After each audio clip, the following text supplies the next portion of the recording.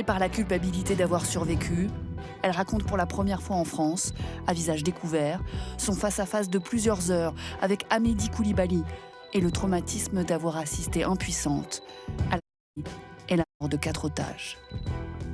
Les images des corps, du sang qu'il y avait dans la pièce, les bruits de la détonation, les bruits des balles quand le terroriste rechargeait son arme qui tombait sur le sol. Pour moi, tout ça, c'est des choses que je pourrais jamais oublier. Où est-ce que vous êtes quand... Je suis derrière ma caisse, je suis en train de scanner un paquet de poulets surgelés.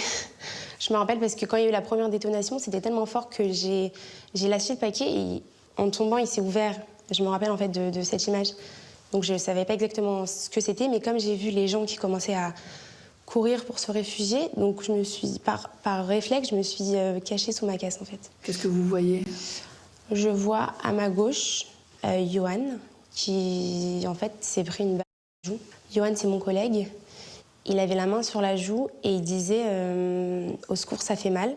Et en fait, j'entends les pas lourds qui font le tour de ma caisse, qui arrivent devant moi. Et c'est là que je l'ai vu vraiment en face de moi, la première fois, et qui me dit « Ah, t'es pas encore mort, toi, tu ne veux pas mourir. » Et là, il y a encore une détonation.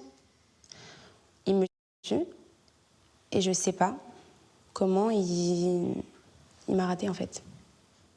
Je me rappelle du trou qu'il y avait dans ma caisse juste à côté. Donc la balle, elle est passée à quelques millimètres. Vous vous souvenez de son visage? Vous vous souvenez de son regard? Oui. Une expression très dure, aucune pitié, aucune humanité. Très musclé. Ça se voyait qu'il était entraîné.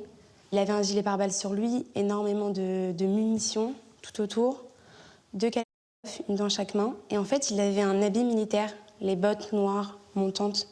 Vous lui avez demandé ce qu'il voulait au moment où il... Oui, je lui ai dit si vous êtes venu pour l'argent, il n'y a pas de problème, je vous ouvre le coffre.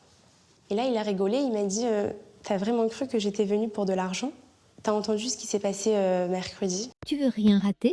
Si t'as aimé cette histoire et que tu veux en entendre d'autres encore plus choquantes, abonne-toi.